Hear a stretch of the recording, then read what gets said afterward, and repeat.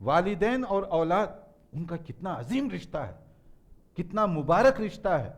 والدین ہمارے لیے جنت یا جہنم میں لے جانے کا ذریعہ بننے والے ہیں، جنت یا جہنم میں۔ اگر ہم ان کی قدر کریں گے، ان کی عزت کریں گے، تو وہ ہمارے لیے گویا کہ جنت کا ذریعہ بن رہے ہیں۔ بہت بڑی نعمت ہے والدین، بہت بڑی نعمت۔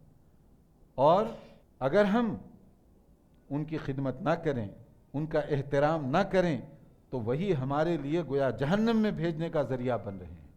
بہت بڑی بات ہے۔ لیکن کیا واقعی ہم والدین کو اسی انداز سے دیکھ رہے ہیں؟ عجیب تعجب ہوتا ہے کہ والدین کو اولاد اپنے لیے بوجھ اور برڈن سمجھنے لگ گئی۔ بوڑھوں کے ساتھ ہم رہیں تو ہماری آزادی میں خلل ہوتا ہے، ڈسٹرب کرتے ہیں، والدین ڈسٹرب کرتے ہیں۔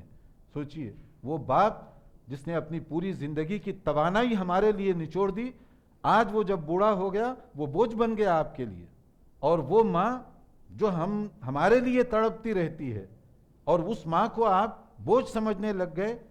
عجیب بات دیکھنے میں آتی ہے کہ کہیں مثلا 6 بچے ہیں، 7 بچے ہیں، 7 بچے، 6 بچے، 10 بچے، اکیلی ماں ان کا بوجھ برداشت کرتی ہے، اکیلی ماں ان کو راحت پہنچانے کا ذریعہ بنتی ہے، کیا کچھ نہیں کرتی۔ لیکن 10 بچے مل کر ایک بوڑھی ماں کو سنبھال نہیں سکتے۔